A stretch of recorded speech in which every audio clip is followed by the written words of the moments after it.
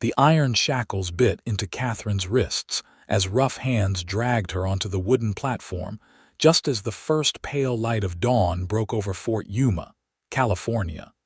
And she knew with terrible certainty that her life as she had known it was about to end forever. The auctioneer, a corpulent man with tobacco-stained teeth and sweat already darkening his shirt despite the early hour, grabbed her chin and forced her face toward the growing crowd.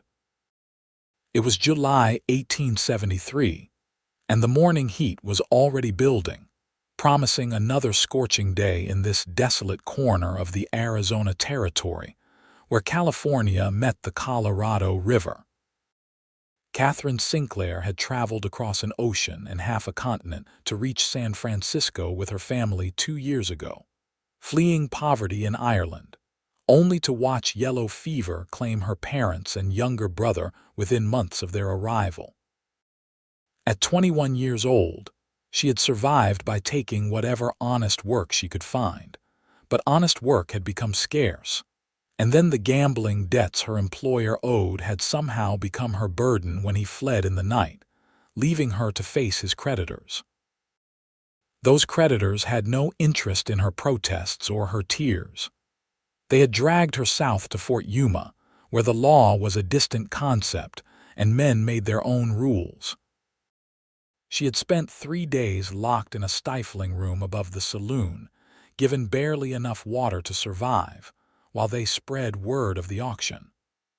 A woman with no family, no protection, no means to pay what was owed could be sold to cover debts, they said. It was not legal, not truly, but who would stop them here, where the nearest marshal was a week's ride away and probably corrupt besides? Now she stood on this platform in a dress that had once been blue but had faded to a dusty gray, her auburn hair tangled and her green eyes burning with fury and fear in equal measure. The crowd below consisted of perhaps 30 men, drawn by curiosity or darker purposes. She recognized some types immediately: the prospectors who had spent too long alone in the desert, the ranch hands with cruel eyes, the merchants looking for unpaid labor, and worse. "Gentlemen," the auctioneer called out, his voice carrying across the dusty square, "here we have a prime specimen. Young, strong, can read and write from what I am told. Starting bid is $100. Katherine wanted to scream, to fight, to do anything but stand there like livestock. But the man holding her arm had a grip like iron, and she had learned during the past 3 days that resistance only brought more pain. She scanned the crowd desperately, looking for any face that might hold mercy or compassion, but saw only greed, lust, or indifference. 100.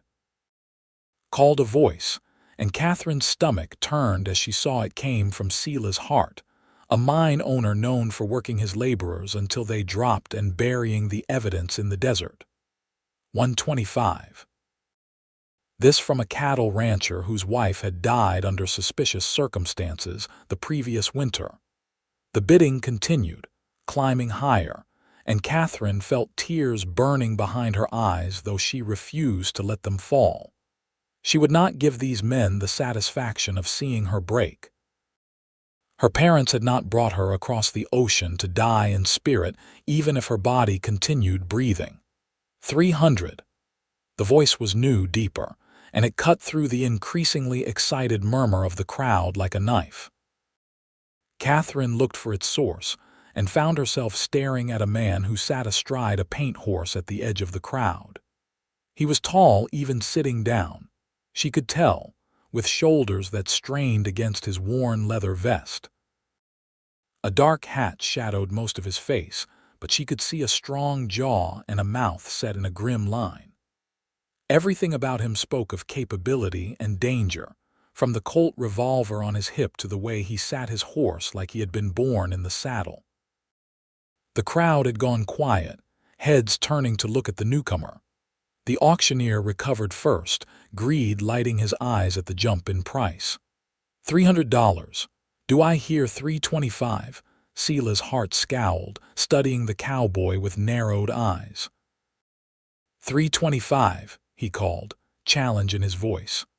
400, the cowboy said immediately, his tone flat and hard as iron. A ripple went through the crowd. $400 was more than most men in Fort Yuma saw in 6 months. It was a fortune, enough to buy horses and cattle and supplies for a long journey. Katherine stared at the man, trying to understand what he wanted, what he saw when he looked at her. His face remained impassive, but something in the set of his shoulders suggested coiled tension, like a rattlesnake before it struck. Sela's heart opened his mouth, then closed it again, calculation crossing his features. He was a rich man by local standards, but $400 was not a sum to throw away lightly, not even for him. The other potential bidders had already fallen silent, priced out of the competition. $400, the auctioneer crowed, going once, going twice. He paused, milking the moment, then brought his hand down hard on the wooden railing. Sold, to the gentleman on the paint horse. Katherine felt her knees go weak. The man holding her arm roughly pushed her toward the steps leading down from the platform. She stumbled, caught herself, and descended on shaking legs. The crowd parted as the cowboy dismounted in a single fluid motion and walked toward her. Up close, she could see more details. He was perhaps 26 or 27, with sun-bronzed skin and eyes the color of storm clouds. A scar cut through his left eyebrow, giving him a perpetually skeptical expression. He was not handsome in any conventional sense, but there was something compelling about him, a sense of barely restrained power. He pulled a leather pouch from his belt and counted out gold coins into the auctioneer's greedy palm without taking his eyes off Katherine. She held his gaze, refusing to look away first, trying to show him she was not broken no matter what piece of paper said. He owned her now. When the transaction was complete, the cowboy finally spoke directly to her. "Can you ride?" His voice was rough, like he did not use it often. "Yes," Katherine said, lifting her chin. "My father kept horses in Ireland." He nodded once, then turned to the auctioneer. "The shackles. Now see here. Those are property of the cowboy's hand," moved to his revolver, not drawing it but simply resting there. The auctioneer's protests died in his throat. He fumbled with a key and unlocked the iron cuffs around Katherine's wrists. She gasped in relief as they fell away, revealing raw, bleeding skin underneath. The cowboy's jaw tightened when he saw the wounds, but he said nothing. He walked back to his horse and gathered the reins, then gestured for Katherine to follow. The crowd was dispersing now, disappointed that there would be no further entertainment. She hurried after him, confused and frightened but instinctively sensing that whatever he intended, it would be better than what Sela's heart had planned. They walked through Fort Yuma's dusty streets in silence. The settlement was a rough collection of adobe buildings and wooden structures that looked like a strong wind might blow them over. The fort itself, the actual military installation, sat on a bluff overlooking the Colorado River, but down here where civilians lived was a lawless place where army discipline rarely reached. Katherine had learned that the hard way. The cowboy led her to a small stable on the outskirts of town. A grizzled old Mexican man looked up from mucking out a stall and nodded in recognition. "Senor Owens. Need to borrow the bay mare, Diego. I will bring her back in a week with payment for her use." Diego looked at Katherine with curious but kind eyes, then back to the cowboy. "She is yours, my friend. No payment needed." "I will pay," Owens said firmly. He led Katherine to a stall where a pretty bay mare stood eating hay. "She is gentle. Stay here while I get supplies." He left before Katherine could respond, tying his paint horse outside and disappearing into the stable's small tack room. She stood there uncertainly, her mind racing. This man, this Owens, had just spent $400 on her. Men did not do that without expecting something in return. Her stomach churned with fear and anger and a desperate wish that she could turn back time to before her parents died, before she had become so vulnerable. Owens returned carrying a saddle, blanket, and bridle. He tacked up the mare with efficient movements that spoke of long practice. Katherine watched, noting how gentle he was with the horse, how his hands were rough and scarred but careful. When he finished, he turned to her. "Mount up. Where are we going, away from here? I am supposed to just trust you. You just purchase me like cattle." His eyes met hers, and for the first time she saw something flicker in their gray depths. Anger, perhaps, but not directed at her. "I know what happened. I know you were sold to cover debts that were not yours. You can ride with me now and take your chances, or you can stay here and see how long you last before someone else decides to own you. Your choice." Katherine swallowed hard. He was right, and they both knew it. If she stayed in Fort Yuma, her fate was sealed. At least with him, there was uncertainty, and uncertainty meant possibility. She walked to the mare and hauled herself into the saddle, grateful that she had not been lying about knowing how to ride. Her father had been a groom for a wealthy family back in County Cork, and he had taught all his children to sit a horse. Owens mounted his paint in one smooth motion and rode out of the stable. Katherine followed, and Diego called after them in Spanish, wishing them luck. They rode through Fort Yuma as the sun climbed higher, heat already shimmering off the packed earth. No one tried to stop them. Why would they? The transaction had been completed, the money paid. Whatever Owens chose to do with his property was his business. They crossed the Colorado River at a shallow ford, water splashing up around the horse's legs. Katherine savored the brief coolness before they climbed up the western bank into California proper. The landscape was harsh and unforgiving, all sand and rock and scrubby brush, with mountains rising in the distance like broken teeth. They rode for hours in silence. Katherine's body, weakened by days of poor food and water, began to ache, but she gritted her teeth and said nothing. She would not complain, would not show weakness. The sun beat down mercilessly, and she was grateful for her bonnet, threadbare though it was. Finally, when the sun was directly overhead and the heat was nearly unbearable, Owens turned off the main trail and led them to a small canyon where a spring bubbled out of the rocks, creating a tiny oasis of green. He dismounted and began loosening his horse's cinch. "We will rest here for a few hours, travel at night when it is cooler." Katherine climbed down from the mare, her legs shaking. Owens pulled supplies from his saddlebags, dried meat, hardtack, and a canteen. He handed the canteen to her first.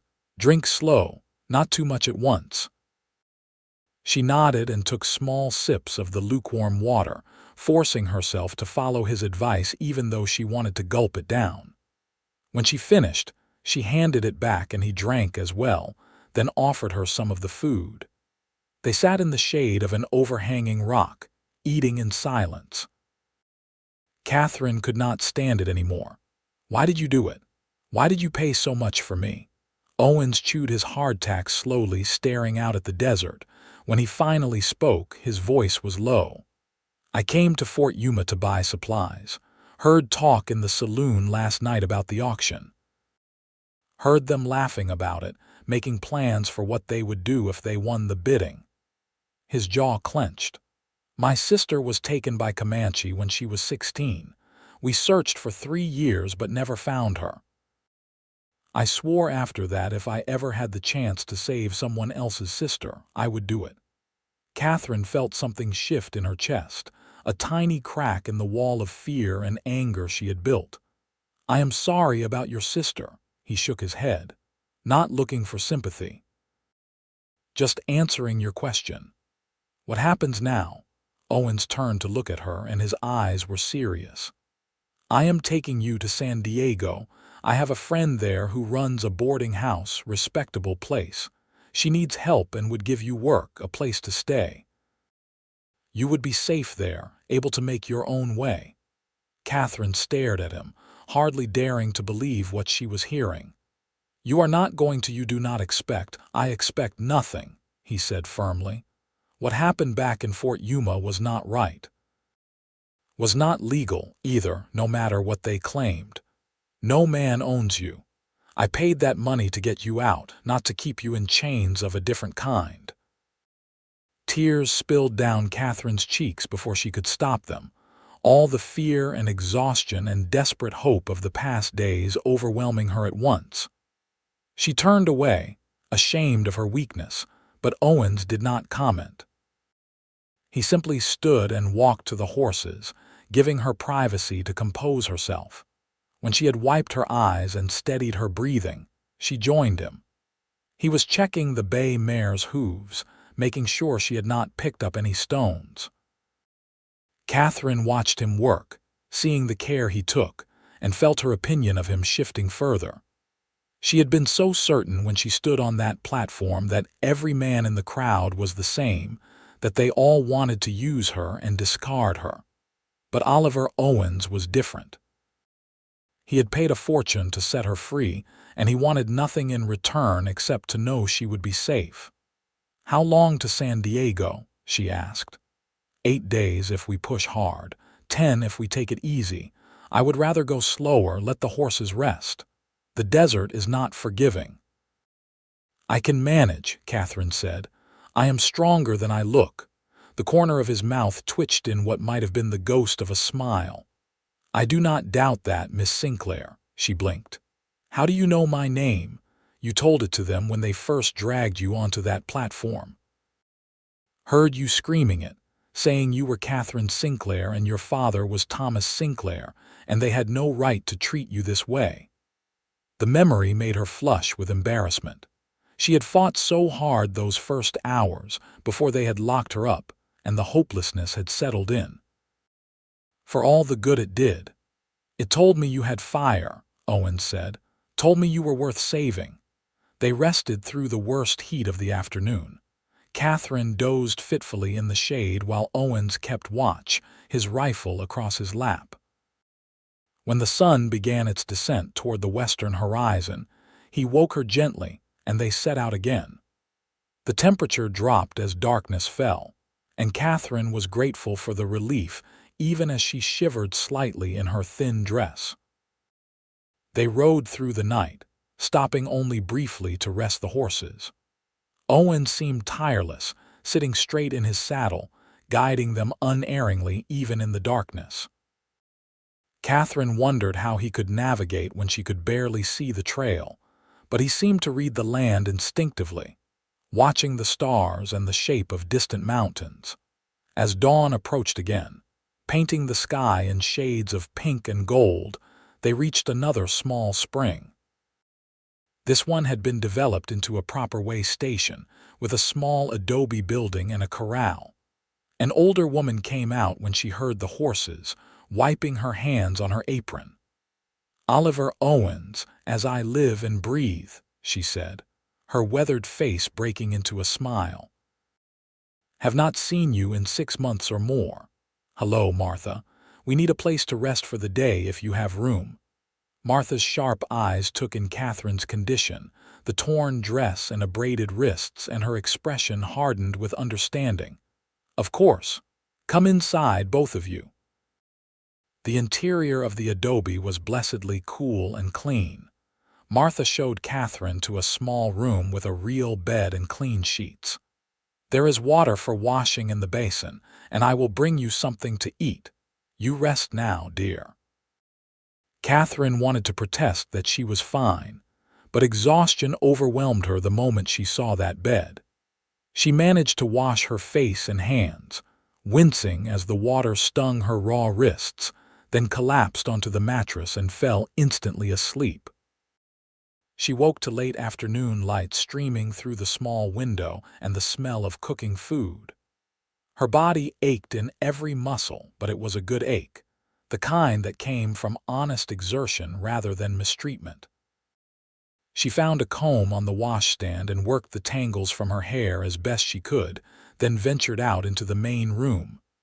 Owens sat at her rough wooden table, talking quietly with Martha. They both looked up when Katherine entered. Martha immediately bustled to her feet. "Sit down, child.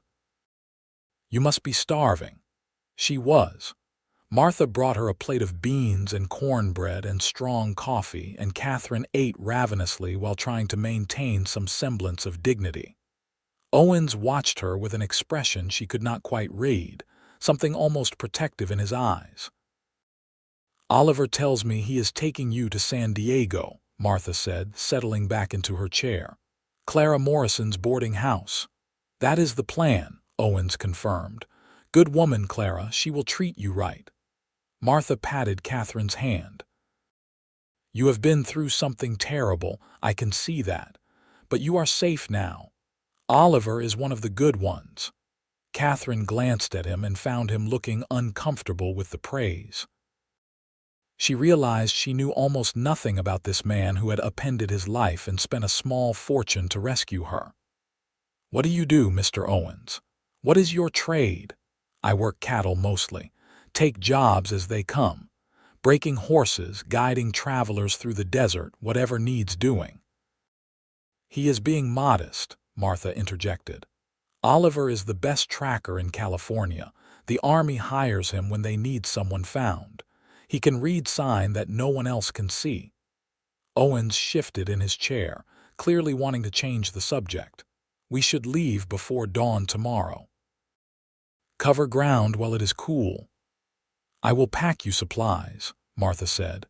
"No arguing," she added when Owens opened his mouth to protest. "You saved my grandson from that flash flood 3 years back. I have been waiting for a chance to repay that debt." They spent the evening resting and preparing for the journey ahead. Martha found Katherine a better dress to replace her ruined one, sturdy brown cotton that fit reasonably well. She also provided a proper riding skirt and jacket, explaining that her daughter had left them behind when she married and moved to Los Angeles. "I cannot pay you for these," Katherine said, embarrassed by the charity. "Did not ask you to," Martha said firmly.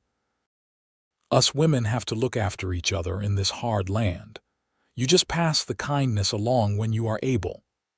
That night, Katherine lay in the comfortable bed and stared at the ceiling, thinking about everything that had happened. Just 2 days ago, she had been convinced her life was over, that she would end up the property of some brutal man in a place with no law and no hope. Now she was on her way to a new life, guided by a stranger who expected nothing from her, and she found herself thinking about that stranger far more than she should. Oliver Owens was not like any man she had known before. Her father had been kind but weak, unable to adapt to the harsh new world of America. The men she had worked for in San Francisco had been either indifferent or predatory. But Owens was different. He was hard and capable and clearly comfortable with violence when necessary, but there was a code to him, a sense of honor that ran bone deep. He had seen injustice and moved to stop it without hesitation, spending money he probably could not afford to spare. She wanted to know more about him. What had his life been like? Where was his family? What had happened to his sister?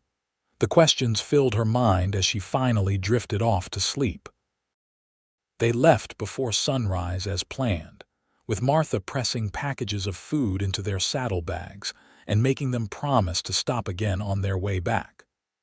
The ride that day was easier than the first, following a more established trail that wound through rocky hills.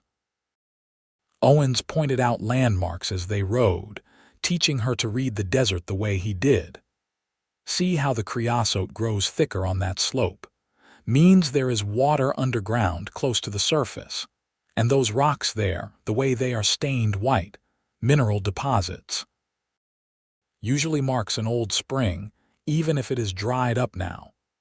Katherine absorbed the information, fascinated despite herself. She had thought the desert was empty, lifeless, but Owens showed her the abundance hidden in plain sight. He pointed out the tracks of coyotes and jackrabbits, the holes where kangaroo rats made their burrows, the nests of roadrunners built in the kala cactus. "You love this land," she observed. He was quiet for a moment. "I respect it. It will kill you if you are not careful, but if you understand it, it can sustain you. There is beauty here, just of a different kind than the green places." "I grew up in green places," Katherine said. "County Cork is green like you cannot imagine. Every shade from emerald to moss to the deep green of pine forests. I thought when we came to America that everywhere would be green like that. San Francisco was, at least around the bay. But this," she gestured at the arid landscape, "this is like another world entirely. You miss Ireland." "Every day. But there was nothing for us there. My father was a good man, but he had no land, no prospects. He thought in America his children could have more. He was right, even though he did not live to see it." She swallowed hard, pushing down the grief that always threatened to overwhelm her when she thought of her family. "What about you? Where is your family?" Owens's expression closed off, and Katherine immediately regretted the question. But after a long moment he answered, "From Texas originally. Ranch outside of San Antonio. My father was trampled by a bull when I was 15. My mother died of pneumonia 2 years later. It was just me and my sister Sarah after that. I tried to keep the ranch going, but the Comanche raids were getting worse. We should have left, gone east to safety, but I was stubborn. Thought I could protect what was ours." He fell silent, and Katherine waited, sensing there was more. "They came at dawn," he finally continued, his voice flat and emotionless in a way that spoke of barely controlled pain. "I was out checking the stock. Heard Sarah screaming and rode back as fast as I could, but I was too late. They had already taken her. I tracked them for weeks, but they split up, doubled back, used every trick to lose pursuit. I lost the trail in the mountains of New Mexico. Went to every fort, talked to every scout and trader, but no one had seen a white girl matching her description." "How old was she?" Katherine asked softly. 16. Same age as you were when your family came to America." He looked at her then, and the pain in his eyes made her chest ache. "That is why I could not walk away when I heard what they planned to do to you in Fort Yuma. Could not stand by and let another young woman be sold like property when I had the means to stop it." Katherine wanted to reach out and touch his hand to offer some comfort, but they were both on horseback and the moment passed. Instead she said, "Your sister was lucky to have a brother who loved her so much, who tried so hard to find her." "Lucky?" Owens laughed bitterly. "She is probably dead or wishes she was. I failed her." "You did not fail her. You could not have known what would happen, and you are still honoring her memory by helping people like me." They rode in silence after that, but it felt different somehow, less awkward and more companionable. Katherine felt like she was starting to understand this complicated, wounded man who had appeared in her life like an avenging angel when she needed one most. They made good progress over the next several days, falling into a rhythm of traveling during the cooler hours and resting during the midday heat. Katherine grew stronger, her body adapting to the demands of long hours in the saddle. Owens proved to be better company than she had initially expected. He was quiet by nature, but when he did speak, it was usually to share some useful knowledge about surviving in the wilderness or to tell stories of his travels. On the 4th night out from Fort Yuma, they made camp in a small canyon where wind-carved rock created natural shelter. Owens built a fire and made coffee while Katherine laid out their bedrolls. The stars overhead were brilliant, undimmed by any human lights, and she found herself staring up at them in wonder. "I never saw stars like this in San Francisco," she said. The fog always rolled in, and there were too many lights. Owens poured coffee into 2 battered tin cups and handed her one. "My mother used to say the stars were the campfires of heaven, and our loved ones who passed on were sitting around them, keeping watch over us." That is a beautiful thought. She was full of beautiful thoughts. Needed them, I suppose, living the hard life she did. My father was not an easy man. Katherine sipped her coffee, feeling the warmth spread through her in the cooling desert night. "May I ask you something personal?" "You can ask. Cannot promise I will answer." "Why are you taking me all the way to San Diego? Martha said you usually work up north. This journey is taking you far out of your way." Owen stared into the fire for a long moment. "Because leaving you anywhere closer to Fort Yuma would not have been safe. Sela's heart is not the type to forget when someone makes him look foolish in front of a crowd. If I had taken you to Yuma Station, or even Dos Palmas, he or one of his men might have come after you. San Diego is far enough and populated enough that you can disappear there, start fresh. You have thought this through very carefully. Only way I know how to think."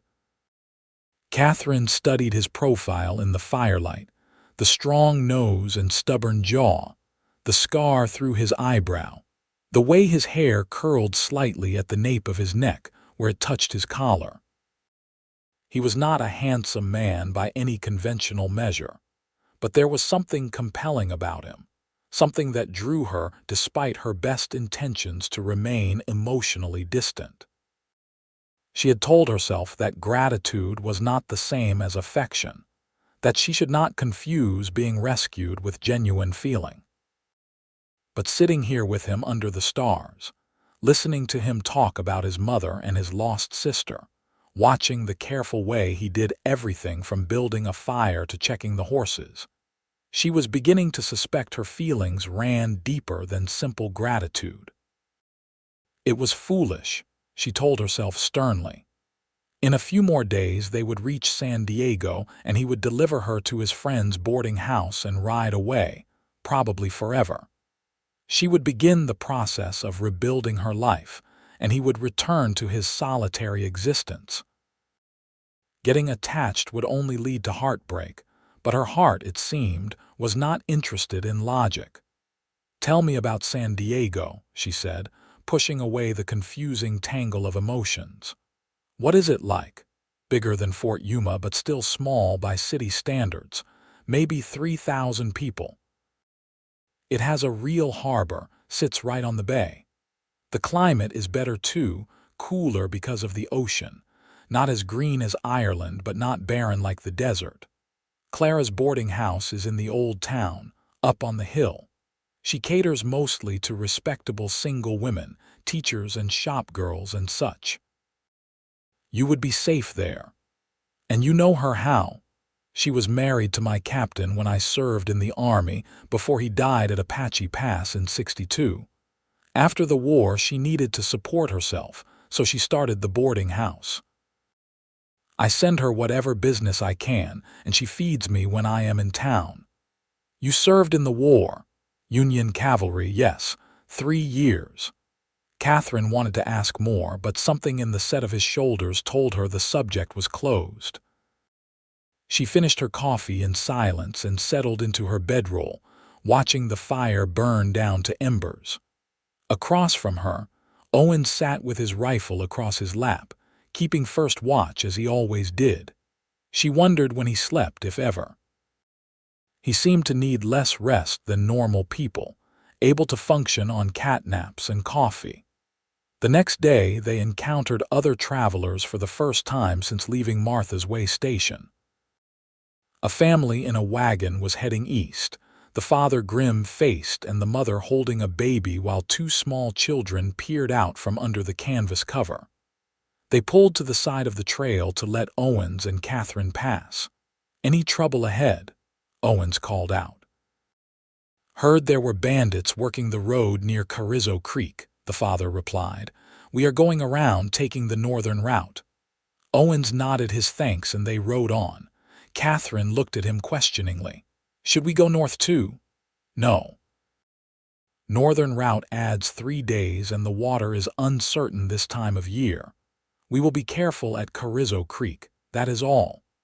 Katherine felt a flutter of nervousness but pushed it down. If Owens thought they could manage, she would trust his judgment.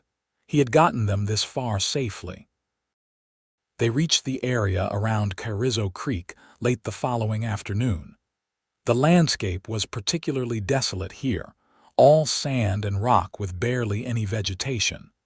The creek itself was little more than a trickle, barely enough to water the horses. Owens was more alert than usual, his eyes constantly scanning their surroundings. They had just finished letting the horses drink when Owens suddenly tensed. Get back on your horse. Now. Katherine did not question, just scrambled into the saddle. Owens was already mounted, his hand near his revolver. She followed his gaze and saw 4 riders emerging from behind an outcropping of rock about 200 yards away. Friends of yours? She asked, though she already knew the answer. No. Owens kept his voice low and calm. When I say run, you take the bay and head west as fast as she will go. Do not stop, do not look back. Follow the trail and you will reach San Felipe Station by nightfall. I am not leaving you, you will if I tell you to. His eyes remained fixed on the approaching riders. 4 against 1 is bad odds, but I have been in worse situations. 4 against 2 when one is an unarmed woman is impossible. The riders were closer now, and Katherine could see they were hard-looking men with weapons clearly visible. Bandits, just as the wagon family had warned. Her heart hammered in her chest, but she kept the bay steady, ready to run if Owens gave the word. The bandits spread out as they approached, a classic flanking maneuver. Their leader, a tall Mexican man with a scar running down the left side of his face, called out in accented English. You are traveling through our territory, friend. There is a toll to pay. How much? Owens asked calmly. Everything you have. The horses, the supplies, the guns. The bandit's eyes slid to Katherine and he smiled unpleasantly. And maybe the woman, if she is as pretty up close as she looks from here. That is not going to happen. You are outnumbered, amigo. Be smart. Give us what we want and ride away with your life. Is a better deal than most get. Owens's hand moved slightly closer to his revolver. Katherine could see the tension in his shoulders, the way he was calculating distances and angles. She realized with a sickening lurch that he was going to fight, and he was probably going to die, and it would be her fault because he had taken this route to get her to safety faster. Before she could think better of it, she spoke up. Take me. Both Owens and the bandit leader looked at her in surprise. She pushed forward before her courage could fail. Take me and let him go. I am worth more than horses and supplies. You could sell me in Mexico for a good price. Katherine, be quiet, Owens said, his voice hard. She has spirit, this one, the bandit said, clearly amused. But why would I take just you when I can have everything? Because he is faster than you think, Katherine said, surprised by the steadiness of her own voice. And when shooting starts, some of you are going to die, maybe all of you. I have seen him practice his draw, but if you take me peacefully, you get something valuable without any risk. The bandit leader studied Owens more carefully, clearly reassessing. Whatever he saw made him frown. You are that good, good enough, Owens said quietly. A long moment stretched out, tense as a drawn bowstring. Then the bandit laughed and shook his head. You are a brave woman, I give you that, but also stupid. A man who would let a woman trade herself for his life is not worth saving. He looked at Owens. Go, take your woman and your horses and get out of my sight before I change my mind. Why? Owens asked, not moving. Because my daughter is not much older than her, and I would hope if she was in trouble, someone would show her mercy. Also because I think you are telling the truth about being fast, and I like my men alive. Go, before I remember that I am supposed to be a heartless bandit." Owens did not wait for the man to change his mind. He spurred his paint forward and Katherine followed, her heart in her throat. They galloped away from Carrizo Creek, not slowing until the bandits were out of sight. Finally, Owens pulled up in the shade of some rocks and turned to glare at her. "What the hell were you thinking?" "I was thinking I did not want you to die for me." Katherine shot back, her own fear transmuting into anger. "You have already spent a fortune and days of your life to save me. I was not going to let you throw your life away fighting impossible odds. So you were just going to hand yourself over to bandits. Go to Mexico and be sold like—" He stopped himself, breathing hard. "Like I was in Fort Yuma," Katherine finished. "At least then it would have been my choice. At least then you would have lived." They stared at each other, both angry and afraid and charged with emotions neither wanted to examine too closely. Finally, Owens shook his head. "Do not ever do something like that again. Do you understand me? I will not promise that. If I see a way to save your life, I am taking it, whether you like it or not." "Damn it, Katherine, no. You do not get to sacrifice yourself for me and then be angry when I want to do the same for you. That is not how this works." "How what works?" he demanded. Katherine opened her mouth and then closed it again, unsure how to answer. How what worked? This strange relationship they had developed, this bond that had formed between a woman who had lost everything and a man who had saved her. She did not have words for it. Owen seemed to realize he had pushed too hard. He scrubbed a hand over his face, suddenly looking exhausted. "I am sorry. You scared me. The thought of you in the hands of those men," he shook his head. "Let us just get to San Diego, all right. We are close now. 2 more days." They rode on, the tension slowly easing as the miles passed. That night they camped in a valley where the first hints of coastal influence could be felt, the air slightly cooler and less dry. Owens was quieter than usual, and Katherine kept replaying their argument in her head, wondering what it meant. She had been ready to sacrifice herself for him. The realization should have frightened her, but instead it felt right, natural. Somewhere in the past week, Oliver Owens had become more to her than just a rescuer. He had become someone she cared about, someone whose safety mattered as much as her own. But did he feel the same? Or was she just a responsibility to him? Another lost soul like his sister that he was determined to save? She did not know, and she was afraid to find out. The next day, they climbed into hills covered with chaparral and scattered oak trees. The temperature was noticeably cooler, and Katherine could smell something new in the air, salt and seaweed. The ocean. They were getting close to San Diego. "We will be there by tomorrow afternoon," Owen said, confirming her thoughts. "Clara's boarding house is in Old Town, like I said. It is a good place. You will be happy there." "Will I?" Katherine wondered. How could she be happy knowing she would never see him again? But she did not say it out loud. Instead, she asked, "What will you do after you leave San Diego?" "Head back north. Have a job waiting, guiding a survey crew through the Tehachapi Mountains. Dangerous work. All work is dangerous if you do it wrong, but I have been through the Tehachapis before. I know the trails." They fell silent again. Katherine tried to imagine her new life in San Diego, working in a boarding house, slowly saving money, perhaps eventually opening a shop of her own or finding a husband. A normal, safe, respectable life. It was what she had dreamed of during those dark days in Fort Yuma, and yet now that it was within reach, it felt hollow somehow. That night they camped within sight of the ocean, the vast expanse of dark water stretching to the horizon. Katherine had seen the Pacific from San Francisco, but there it had usually been obscured by fog. Here the view was clear, the water illuminated by moonlight. She stood at the edge of the cliff and looked out, feeling very small. Owens came to stand beside her.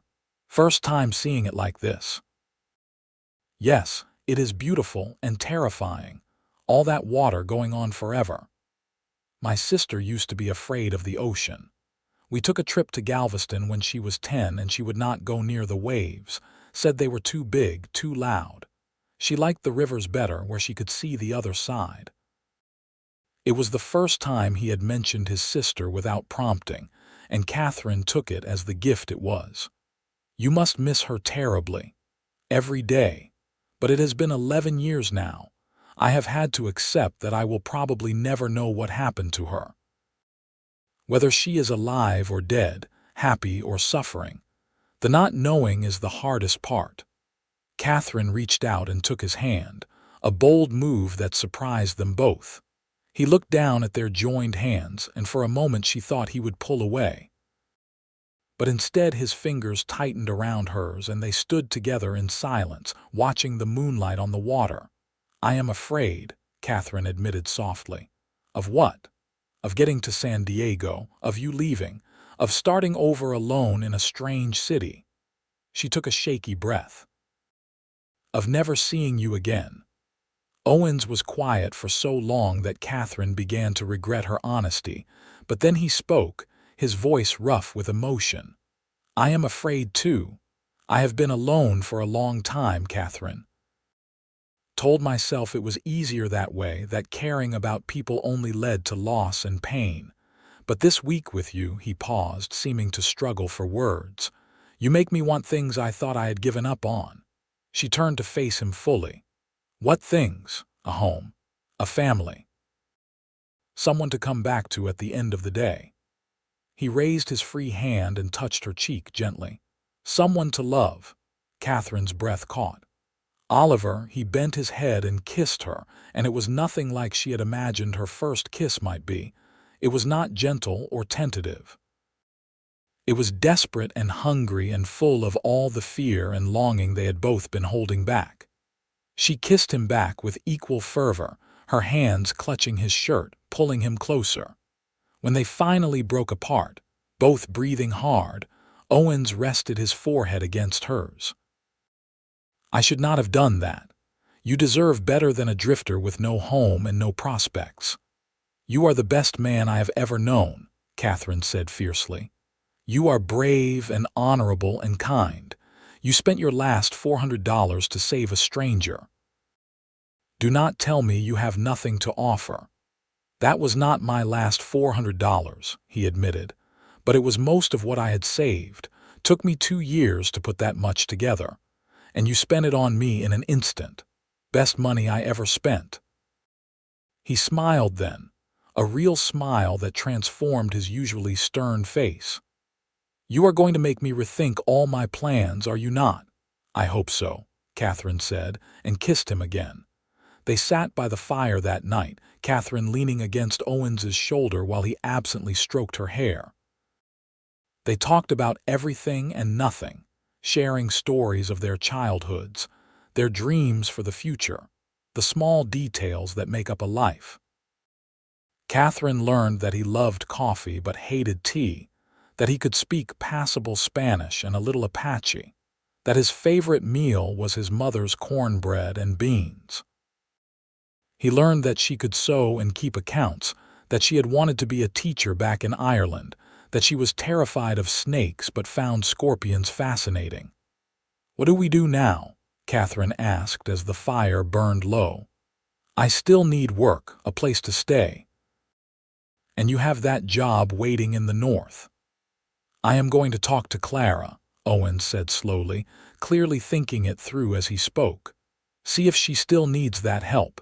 If you want to stay at her boarding house and work there, I will not stop you.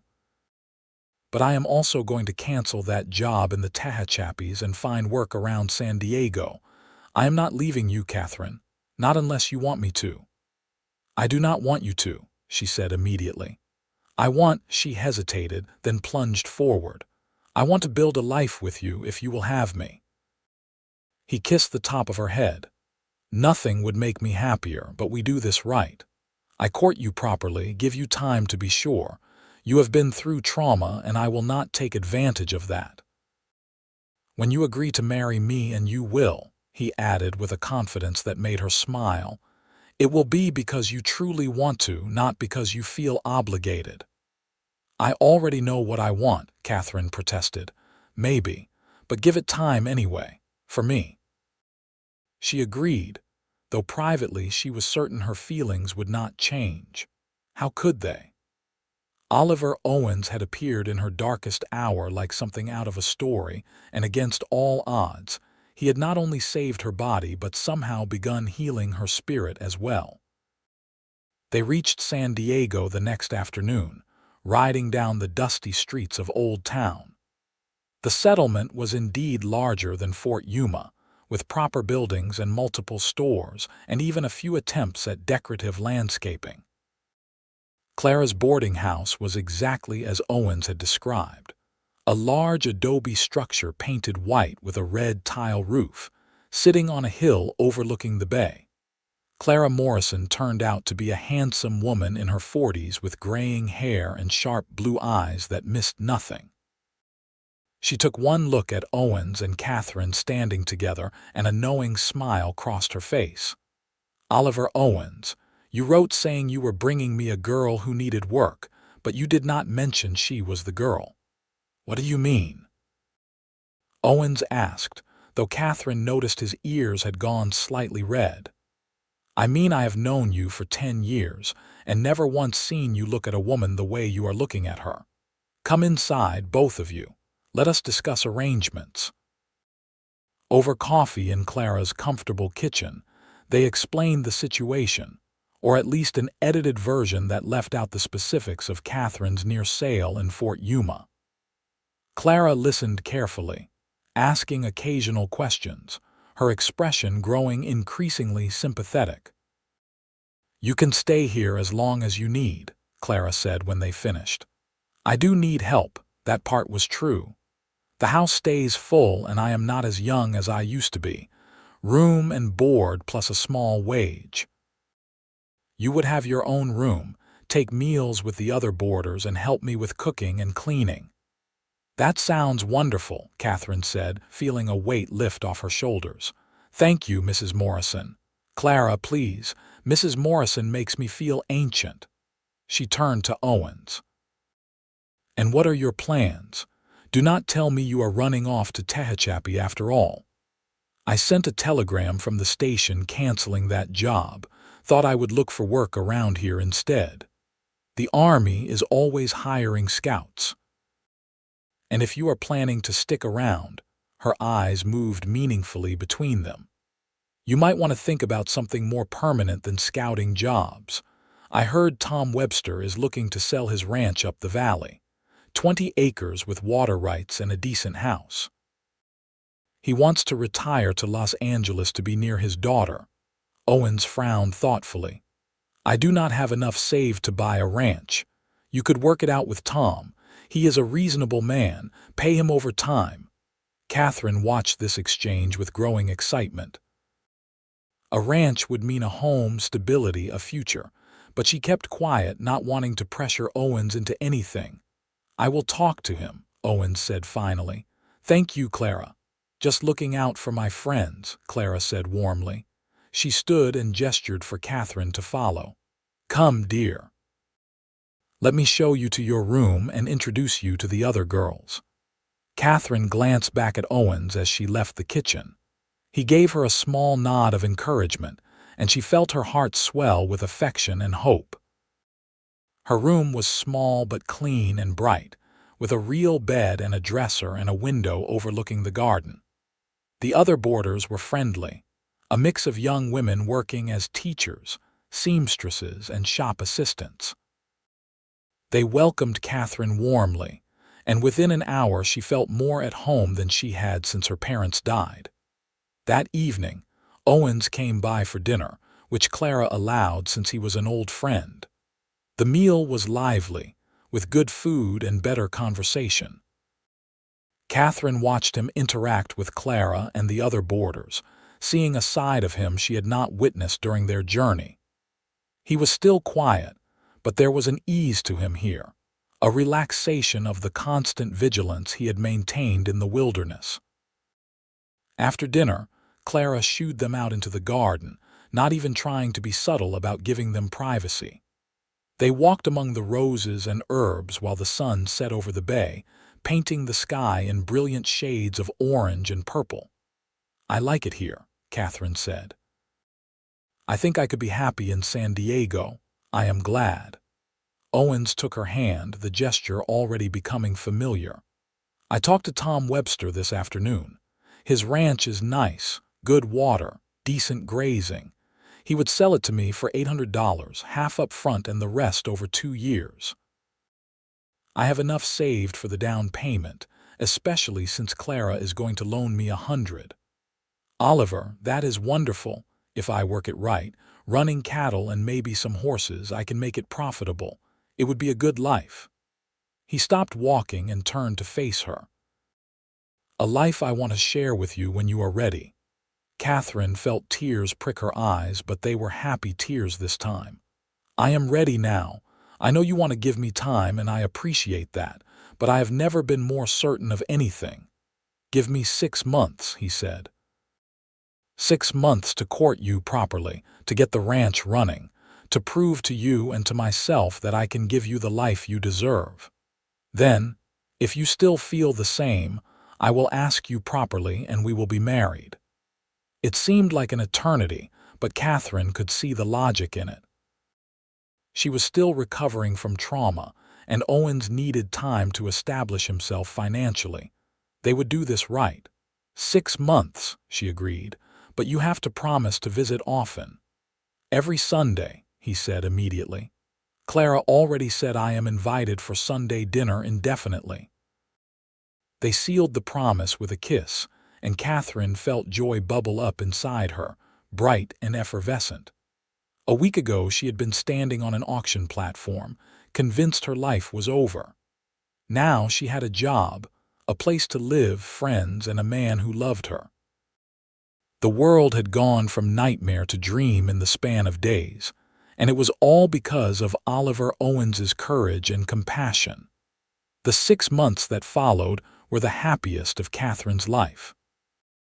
She threw herself into her work at the boarding house, learning from Clara how to manage the complex business of feeding and housing 10 women. She made friends, real friends, who knew nothing of her past shame and accepted her simply as she was. And every Sunday, without fail, Oliver Owens rode into town, cleaned up and freshly shaved, to take her walking along the bay or out for Sunday dinner. She watched him transform as well. The ranch was hard work, especially working it alone, but he thrived on it. His face lost some of its haunted look, and he smiled more easily. He bought cattle at auction and horses to break and sell. He built new fences and repaired the barn. Slowly but surely, he was building something permanent, putting down roots for the first time since his sister was taken. Katherine visited the ranch twice, always with Clara as chaperone to preserve propriety. Both times she was impressed by what Oliver was accomplishing. The house was small, just 3 rooms, but it was solid and well built. He had painted it white and built a porch across the front. The land itself was beautiful, a valley surrounded by hills, with a creek running through it that never went dry. "This could be a real home," she said on her second visit, standing on the porch and looking out at the view. "That is the idea," Oliver said. He stood behind her, his hands resting lightly on her shoulders. "A place to raise a family if we are blessed with children, a place to grow old together." I like the sound of that. As the months passed, Katherine found herself thinking more and more about the future. She wanted to be Oliver's wife, wanted to live in that small house and help him build his ranch into something prosperous. She wanted children, at least 2 or 3, to fill the house with laughter. She wanted to grow old with this man who had saved her life and won her heart. But she also grew as an individual. Clara taught her not just household management, but also basic bookkeeping and business sense. Katherine discovered she had a knack for numbers and organization. She helped Clara streamline the boarding house operations, finding ways to save money without sacrificing quality. Clara began talking about making her a partner in the business someday, and Katherine realized she had skills and value beyond her ability to cook and clean. The thought did not make her want Oliver less, but it did make her feel more equal to him. She was not just a damsel in distress waiting to be saved. She was a capable woman with her own strengths, entering into a partnership of equals. 5 months into their courtship, disaster struck. Oliver was thrown while breaking a particularly wild horse and landed hard, breaking his left arm and cracking 2 ribs. A neighbor found him and brought him to Clara's boarding house, knowing there was no one at the ranch to care for him. For 3 days, Oliver ran a fever while his body fought infection. Katherine barely left his bedside, sponging him with cool water and coaxing him to drink willow bark tea for the pain. Clara called in a doctor, who set the arm properly and wrapped the ribs and pronounced that Oliver would live, but recovery would take time. When the fever finally broke and Oliver woke clear-eyed, the first thing he saw was Katherine asleep in a chair beside his bed, dark circles under her eyes from exhaustion. He reached out with his good hand and touched her face, and she woke instantly. "Oliver, thank God. How do you feel?" "Like I was trampled by a horse," he said, his voice hoarse. "Which is not far from the truth. I am sorry to worry you. Do not apologize. I am just glad you are alive." She helped him sit up carefully and held a cup of water to his lips. "The doctor says you will be fine, but you cannot work for at least a month. Your arm needs time to heal." Oliver swore under his breath. "The cattle need tending. The horses need breaking. I cannot afford to lose a month." "Tom Webster's son has agreed to look after your stock until you are recovered," Clara said, appearing in the doorway. "And before you argue, it is already arranged. You are staying here until you can manage on your own." "I cannot. You can and you will," Katherine said firmly. "Unless you want to go back to the ranch and try to manage with one arm, in which case you will probably die of infected wounds because you are too stubborn to ask for help." Oliver looked between the 2 women and clearly recognized he was defeated. "Fine, but I am paying for my room and board." "We will discuss that when you are recovered," Clara said diplomatically. Having Oliver in the house, even injured, was both wonderful and torture for Katherine. She saw him every day, helped him with tasks he could not manage one-handed, sat with him in the evening while he fretted about his ranch. They talked for hours about everything and nothing, and fell more deeply in love with each passing day. It was during this time, with Oliver temporarily helpless and dependent on her care, that Katherine fully realized the depth of her feelings. She did not just love him. She admired him, respected him, desired him in ways that made her blush. She wanted to be his wife not because he had saved her, but because he was the best man she knew, and she could not imagine spending her life with anyone else.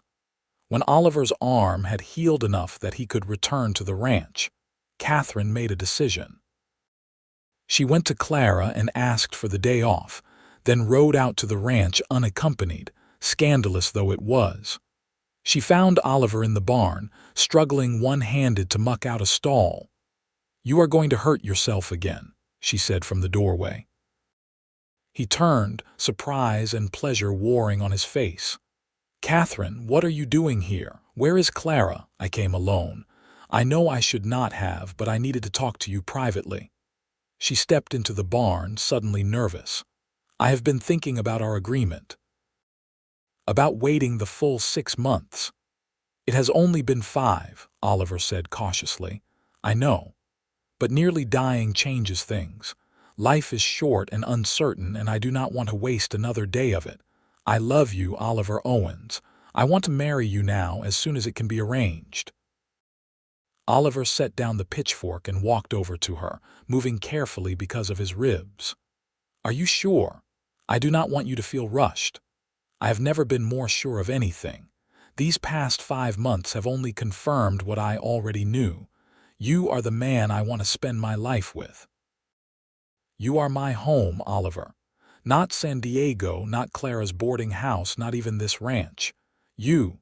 He cupped her face in his good hand, his thumb stroking her cheekbone. "I love you so much it terrifies me sometimes. When I was lying in that bed with fever, all I could think was that I might die without ever making you my wife, without giving you my name and my protection and everything I have.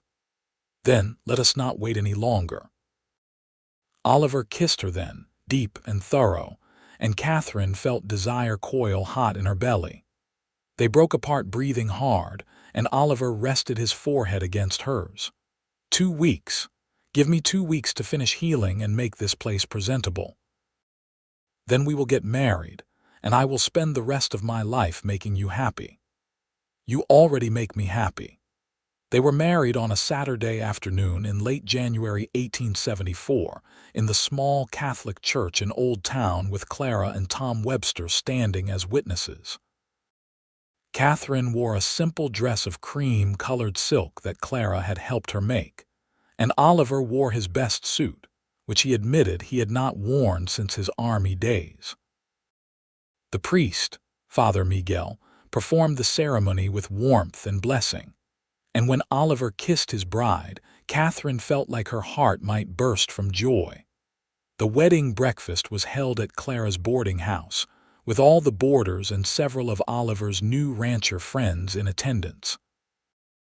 There was food and laughter and dancing, and Katherine found herself surrounded by people who cared about her, who wished her well, who had become her family in this new land. As evening fell, Oliver drove them to the ranch in a wagon borrowed from Tom Webster. Katherine sat close to him, her hand in his, feeling both excited and nervous about the wedding night to come. Oliver seemed to sense her nerves because he kept the conversation light, pointing out landmarks in the twilight, telling her about his plans for expanding the herd. When they reached the ranch, Katherine saw that he had decorated the porch with wildflowers, a simple but touching gesture. He helped her down from the wagon and swept her into his arms, carrying her over the threshold despite her laughing protests about his recently healed ribs. Inside, he had lit lanterns and built a fire in the hearth. The house glowed warm and welcoming. He set her down gently and looked at her with such love and desire that Katherine felt her nervousness melt away. "I am glad you are here," he said simply.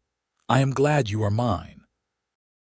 "I am glad I am yours too," Katherine replied. "I am glad I am home."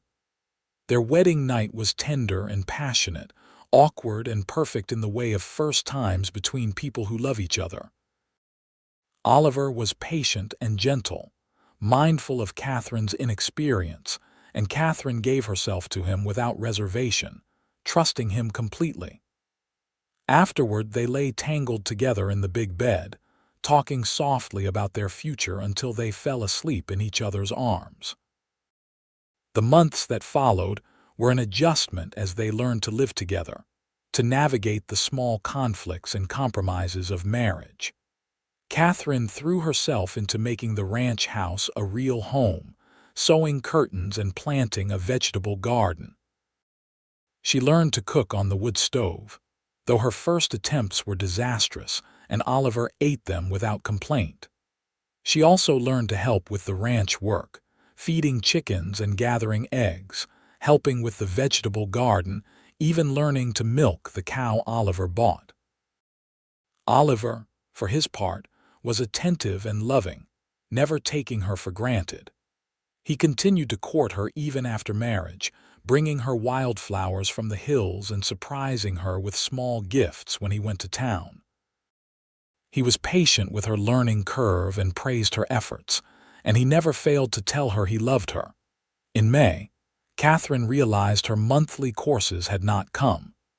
She waited another month to be sure, then told Oliver over dinner one evening, her voice shaking with excitement and fear. Oliver dropped his fork and stared at her. "A baby, we are going to have a baby, I think so. It is still early, but the signs are all there." He was around the table in an instant, pulling her into his arms, laughing with joy. "A baby," he kept repeating. "We are going to have a baby." Katherine gave birth the following February to a healthy baby boy with his father's gray eyes and his mother's auburn hair. They named him Thomas, after Katherine's father. Oliver proved to be a devoted father, sitting up with the baby so Katherine could rest, marveling over every small milestone. Life settled into a comfortable rhythm. The ranch prospered under Oliver's careful management, and they were able to pay off Tom Webster a full 6 months early. Katherine maintained her friendship with Clara and the boarding house girls, occasionally helping out when they were short-handed. Oliver continued his work as a scout occasionally, taking short jobs that would not keep him away from home too long. When Thomas was 2, Katherine gave birth to twin girls, Sarah and Grace. Sarah was named for Oliver's lost sister, a gesture that moved him to tears. Grace was named for Katherine's mother. The house became loud and chaotic and full of love. Over the years, Katherine would sometimes think back to that terrible morning in Fort Yuma when she had stood on the auction platform and thought her life was over. She would remember the fear and despair, and then she would look around at her life now. At her husband working in the corrals, at her children playing in the yard, at the home they had built together, and she would feel overwhelmed with gratitude. Oliver felt it too. Sometimes at night, with Katherine sleeping beside him and his children safe in their beds, he would lie awake and think about how close he had come to riding past Fort Yuma that day, to never hearing about the auction, to never meeting the woman who would become his whole world. The thought terrified him even years later. "What are you thinking about?" Katherine murmured one such night, sensing his wakefulness. "How lucky I am. How easily I could have lost you before I ever found you." She turned in his arms, fitting herself against him. "But you did not lose me. You found me. You saved me." "We saved each other," Oliver corrected. "I was just as lost before I met you. I just did not know it. Then I suppose we are both lucky." "The luckiest people alive," Oliver agreed and kissed her. As their children grew, Oliver and Katherine made sure they understood where they had come from and how lucky they were to have each other. They taught them about Ireland and Texas, about loss and resilience, about standing up for what was right even when it was hard. Thomas grew into a serious, thoughtful boy who loved animals and wanted to be a rancher like his father. Sarah was adventurous and fearless, always climbing trees and exploring the hills. Grace was the gentle one, happiest with a book in her lap or helping her mother in the garden. When Thomas was 10 and the twins were 8, Oliver came home from town one day with an unusual expression on his face. Katherine was hanging laundry when he found her, and something about his stillness made her stop what she was doing. "What is wrong?" "Nothing is wrong, exactly. But something happened in town today, something I need to tell you about." He took her hand and led her to the porch, where they could sit and talk privately while the children played in the yard. "I ran into an Army officer I used to know," Oliver began. "Captain Richards from my cavalry days. We got to talking, and he mentioned something interesting. A Comanche woman living on the reservation in Oklahoma Territory, married to a white trader. She has been asking questions, trying to track down information about the family she was taken from when she was young." Katherine's breath caught. "Oliver, do you think? I do not know. It might not be her, probably is not her. But Richard said this woman remembered details, said she was taken from a ranch outside San Antonio, said her brother was named Oliver." Tears filled Katherine's eyes. What are you going to do?" "I am going to write to her, through the Indian agent at the reservation. I do not want to get my hopes up, but if there is even a chance that Sarah is alive, I have to know." Katherine squeezed his hand. "Of course you do, and whatever happens, whatever you learn, I will be here." The letter took 3 months to reach Oklahoma Territory and another month for the reply to come back. When it finally arrived, Oliver held it in his hands for a long time before opening it, terrified of what it might say. Katherine sat beside him, offering silent support. Finally, he broke the seal and unfolded the paper. His hands shook as he read, and Katherine watched tears spill down his cheeks. "It is her," he whispered. "It is really her. She is alive." The letter was written in careful, somewhat stilted English, and it told a remarkable story. Sarah Owens had been adopted into a Comanche family after her capture. She had been terrified at first, but they had treated her kindly, and eventually she had adapted to her new life. She had married a white trader named John Morrison who worked with the tribe, and they had 2 children. She had never forgotten her birth family, had never stopped wondering what happened to her brother, but she had also built a new life and made peace with her past. Oliver and Katherine talked long into the night about what to do.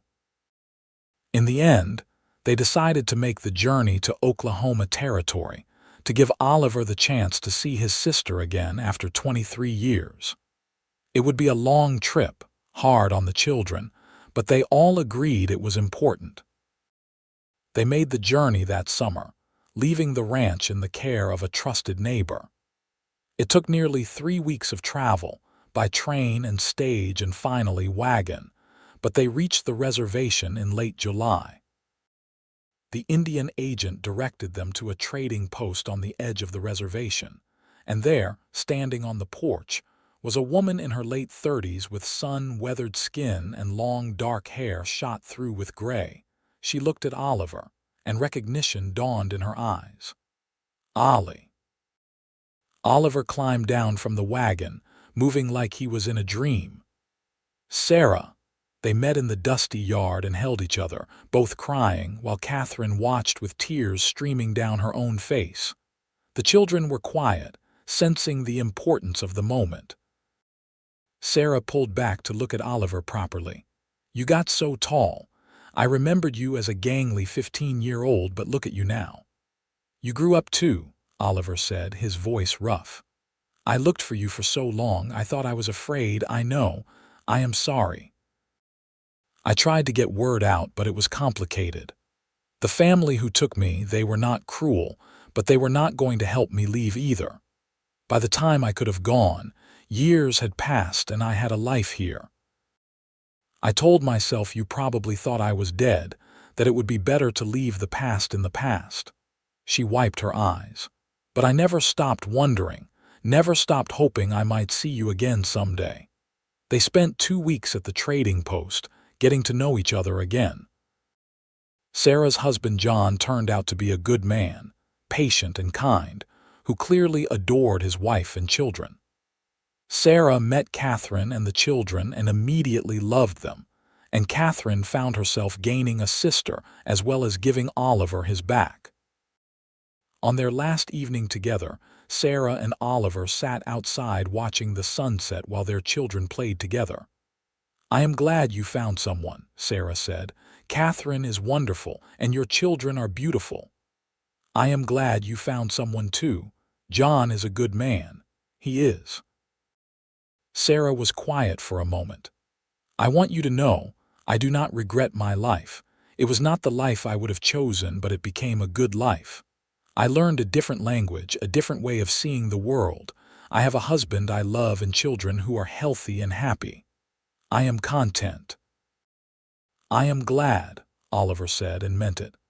"I spent so many years imagining you suffering, being mistreated. Knowing you found happiness makes the past easier to bear. What about you? Are you happy?" Oliver thought about his ranch, his wife, his children, the life he had built from nothing. "Happier than I ever thought possible. I was so lost after you were taken, Sarah. so angry and bitter. But then I met Katherine and everything changed. She saved me just as much as I saved her. Sarah smiled. Then we both got lucky. We survived terrible things and found our way to happiness anyway. They said their goodbyes the next morning with promises to write and visit when they could. Oliver held his sister one last time, then helped his family into the wagon for the long journey home. As they pulled away, Sarah stood in the yard waving, and Oliver waved back, feeling a sense of peace he had not known in 23 years. His sister was alive. She was safe and happy. The wound that had defined so much of his life had finally begun to heal. The journey back to California was lighter somehow, the wagon full of chatter and laughter. The children peppered Oliver with questions about his childhood with Sarah, and he told them stories he had not thought of in years. Katherine watched him, seeing the change in him, the way he carried himself with less tension, and she thanked God silently for the miracle that had brought his sister back into his life. When they finally reached home, the ranch looked beautiful in the late summer light, the hills golden and the creek still running clear. Oliver carried the sleeping twins inside while Thomas helped his mother with the bags. They tucked the children into bed and then collapsed into their own bed, exhausted but content. "Thank you for taking that journey," Oliver said, pulling Katherine close. "I know it was hard, especially with the children." "It was worth it," Katherine replied. "Seeing you and Sarah together, seeing that healing happen, it was worth every difficult mile." "I love you so much, Katherine Owens." "I love you too, now and always." The years continued to pass, bringing their share of joys and sorrows, triumphs and setbacks. The ranch prospered and grew. Thomas eventually took over much of the daily operations, freeing Oliver to spend more time with his daughters and grandchildren when they came. Sarah married a local teacher and gave them 2 granddaughters. Grace became a nurse and moved to San Diego, though she visited often. Katherine maintained her connection to Clara's boarding house, and when Clara died at the age of 72, she left the business to Katherine in her will.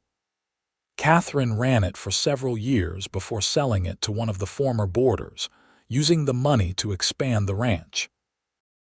Oliver never took another scouting job after the children were born, preferring to stay close to home.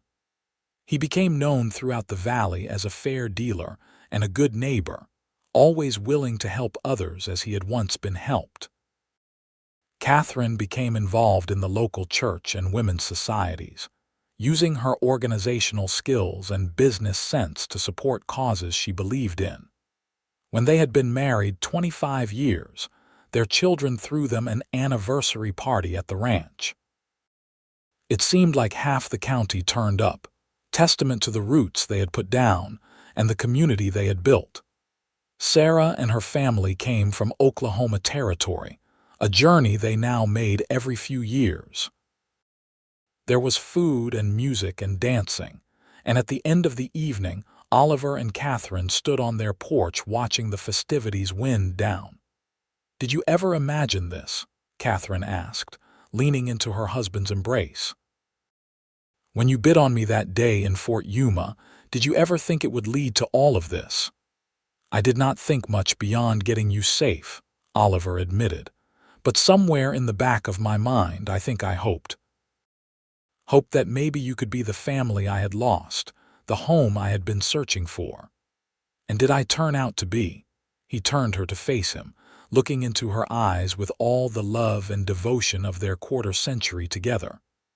"You turned out to be everything I hoped for and so much more. You are my heart, Katherine. You always will be." They kissed as the stars came out overhead, the same stars that had watched over them during that first journey to San Diego so many years ago. Around them, their family laughed and celebrated, and the ranch Oliver had built sat solid and prosperous in the valley, a testament to what could be achieved with hard work and love. Oliver Owens had spent $400 to set a woman free at dawn in Fort Yuma, and in return, he had received a lifetime of love, a family beyond measure, and the kind of happiness most men only dream of. He had outbid them all, and in doing so, he had won everything that mattered.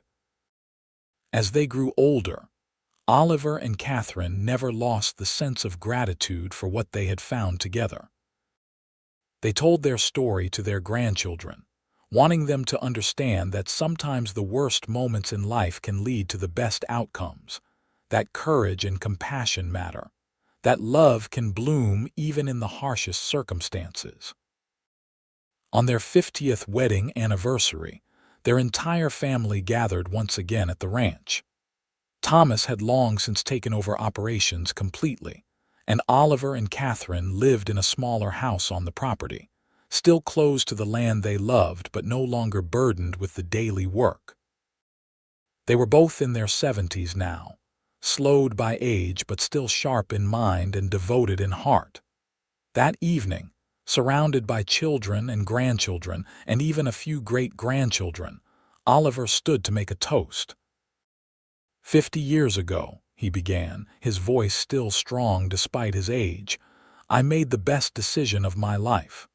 I saw a woman in trouble and I chose to help her. I did not do it expecting anything in return. I just knew it was right. He looked at Katherine, who sat beside him with tears shining in her eyes. But that woman gave me everything. She gave me love and family and purpose. She made me a better man. She turned a drifter into a husband and father. She made a house into a home. Katherine, you are the best thing that ever happened to me, and I would make that same choice 1,000 times over. Katherine stood and kissed him while their family applauded. Then she added her own words. And you are the best thing that ever happened to me, Oliver Owens. You saw me at my lowest moment, and you offered me not just rescue but respect. You gave me time to heal and space to grow. You loved me for who I was, not just for what I could do for you. These 50 years have been the greatest gift of my life. They cut the anniversary cake and danced their first dance, while their family watched with love and respect. And as the celebration went on into the night, Oliver and Katherine sat together on the porch of the big house, the one Thomas and his wife lived in now, and looked out over the ranch that had grown from Oliver's determination and their shared dreams. You have any regrets? Katherine asked softly. Oliver considered the question seriously. I regret the years Sarah and I lost. I regret that your parents did not live to see you so happy, but about us, about this life, not a single regret, none, not even the hard parts because they led me to you. They sat in comfortable silence for a while, watching the stars come out. Finally, Oliver spoke again. I was so angry after Sarah was taken, angry at the world, at God, at myself. I thought I would carry that anger forever. But then I walked into Fort Yuma that morning and heard about the auction, and something shifted. I was given a chance to do for someone else what I could not do for Sarah, to stop an injustice, to save someone who needed saving. And you did, Katherine said. You saved me in every way a person can be saved. We saved each other, Oliver corrected, as he always did. That is the truth of it, Katherine. You saved me just as much as I saved you, maybe more. 2 years later, Oliver died peacefully in his sleep, Katherine beside him as she had been for 52 years. He was 78 years old and had lived a long, full, happy life. Katherine grieved deeply, but also with gratitude for the years they had shared. She lived another 5 years, surrounded by her children and grandchildren, passing on her wisdom and her stories.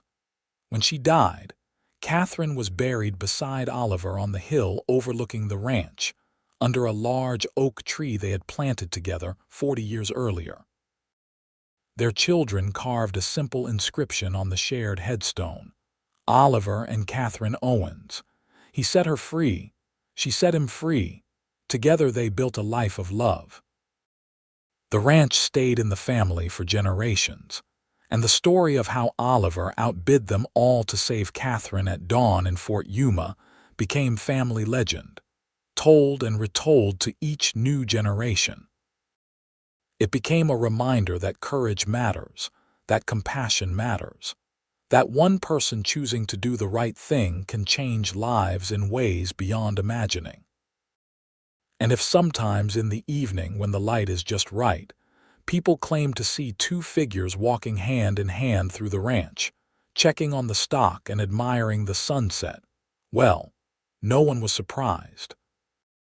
Some love is strong enough to transcend death itself, and the love between Oliver and Katherine Owens was exactly that strong.